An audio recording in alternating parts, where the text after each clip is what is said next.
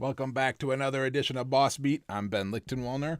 Here we help you be and build better bosses in business, and yes, I do like my bees. Each day at Boss Beat, we talk about one of the 7 great principles of great leadership. You're populating on your screen right now. I'm not going to go through each of them as you can read them yourself, but yes, it is based on the acronym model of servant leadership. What is the acronym model of servant leadership? Well, it's not just my idea of what makes great bosses, but it's based on over 2 decades of studying the greatest leadership experts and the greatest leadership practitioners. Great examples from history and modern day and business of people who've been very successful at leading others. So it's not just one person's idea, but it's proven time and again. These are the greatest principles of the best bosses. However, we also know your time is very tight, so we're going to focus on practical, actionable, very relevant examples. Today, what are we talking about? The principle of thoroughness. Let's get right into it. What do we mean when we say a good boss is very thorough? A great leader practices thoroughness. Well, for each principle, there are several attributes that support it. We usually focus on about 3 each day, and today we're focusing for the attributes of thoroughness. First, mastery of detail. This is what Napoleon Hill refers to. He talks about the importance of having a master of the detail in your field. Now, whenever I'm giving a keynote talk at a conference or consulting with a client, inevitably I am asked, Ben, there's no way I can possibly have a mastery of all the detail in all the areas that I'm responsible for. And of course not. We don't expect that. But you do have to have a mastery of detail over leadership. Obviously, as great leaders in your organization, you're doing the right thing by listening to this live and similar sessions. Whenever you're focused on developing and honing your leadership skills, you're trying to master that detail of leadership. Beyond that, in your industry or functional area, you also need to have a mastery of detail for who you are going to go to for those details. You may not be, if you're in technology, for example, you might not be an expert on the hardware or the infrastructure, but you know who your infrastructure and hardware person is. You know who you're going to go to for that mastery of detail, who you can rely upon. So your mastery of detail is not just within your own head and your own experience, but it's also a mastery of detail with the relationships you've built and the team that you serve over time. The second attribute is being a systems thinker. We talked about systems thinking last week when we talked about thoroughness, so you can go back and find more detail on that. But at a high level, the key point to remember here, as a great boss in business, you cannot be out there throwing out concepts willy-nilly. You can't just have some great idea, send somebody off on a wild goose chase, and not have a system in place when they are successful to continue it or support it long term. That would not be systems thinking. Instead, if as a systems thinker, you're building processes, you're thinking about structure, robustness, how do you make your success recurring and long term? As a keynote here, remember, this is one of the areas that many great founders fail. This is why a lot of founders and entrepreneurs get replaced as the organization scales. Because as a founder or entrepreneur, they're not thinking systems in long term or sustainable solutions that span many people and many teams and larger organizations. So as a result, often entrepreneurs fail to grow with their organization by failing to become systems thinkers, and that's where they get replaced. The last attribute of the thoroughness principle is being a visionary. Simply put, if you don't know where you're leading the people, how could they possibly know where you're leading them? You've got to have a vision for those you serve, where you're taking them. Yes, the great quote, without a vision, the people will perish. It might be a bit harsh to think of in business terms, but your organization may perish without a vision. Now, when it comes to a thoroughness example, we're going to take a little bit of a spin here. We're going to focus on your career. When it comes to being thorough, not just how you're thorough for those you serve, but how are you thorough around your own career? I'm going to start with a question for you.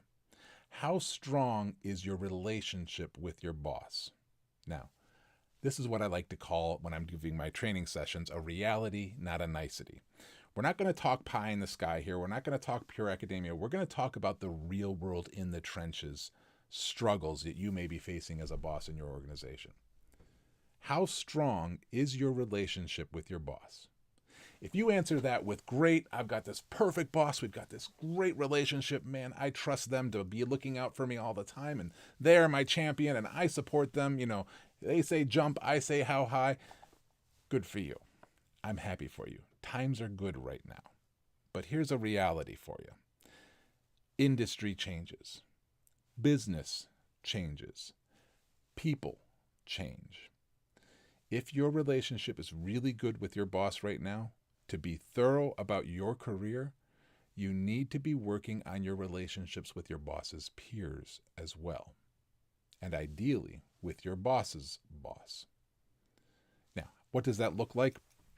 Well, if you have a great boss, or whether or not you have a great boss, let's say this is your boss here. And by the way, as a quick reminder, in case you didn't know, as servant leadership advocates, we always draw the hierarchy of an organization upside down from the traditional. Usually you have a boss at the top, it rigs out servant leaders because we serve all those we work for, all those we serve, the organization we serve. We put the employees and the direct reports, it's flipped upside down. So if this is your boss, and let's say this is you, and of course you have peers of your own, and your boss has peers. Your boss has a boss, right? Pretty obvious stuff. Now, hopefully you have a strong relationship right there. If so, good for you. That's great. You've got a good, strong working relationship with your boss. But what about your working relationship with your boss's peers? Why does that matter? Because situations change. Industry changes, business changes, people change. Your boss might have a sudden financial crisis in his life, and there might be some struggle he's having with his boss or her boss, right? For whatever reason, they're not getting along, and when there's a problem in the department, he needs somebody to blame, or she needs somebody to blame, he or she, and they might end up throwing you under the bus. I hate to say it, but it happens. People change.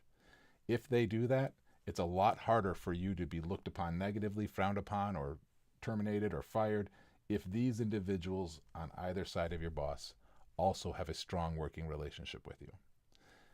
If times are good right now with your boss, it's a great opportunity to start building those relationships with their peers. If they're not, all the more reason and all the greater urgency.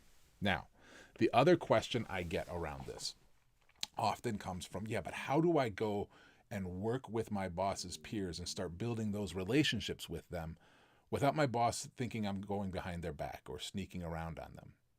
Couple of tips for that. In those situations, first, try and find what you have in common with your boss's peers. Maybe you went to the same school. Maybe you have the same hobbies or sports that you're passionate about. Maybe you have children who are about the same age. Find something in common with them outside of the workplace and start to share and connect with them on a more personal level when you get the chance. Then over time, you can start discussing business and things like that, the functions and the challenges you're having. But those ways of connecting with them can serve you a great deal in the long term. And I know some of you might be thinking, but I'm already in a bad position with my boss and this needs to happen more quickly. In that situation, try and find something that where you're working on a project with their team. That might be a good way to get you in there quicker. But this is all the more reason why you want to try and be building those relationships with your boss's peers while times are good, so that when times go bad, or heaven forbid you do have a bad working relationship with them and have a falling out, you've got others in the organization who are also championing you and supporting your leadership in the organization.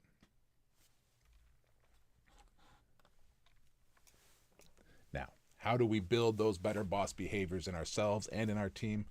I like to look at General Norman Schwarzkopf's quote here. He said, the more you sweat in peace, the less you bleed in war. And I don't want to take anything away from the harsh realities of war and military. If you serve in our military, if you're a veteran and you've been in the war zone, thank you for your service. I don't mean to minimize that. It's a tremendous service, and it's much bigger than workplace, so-called wars in the workplace. However, it makes a very good point. The harder you prepare when things are good, the better off you will be when things are bad. Connecting that clearly to our situation with building relationships with our boss's peers, right? How do we address that, and how do we address this in the workplace? What is your sort of takeaway for today?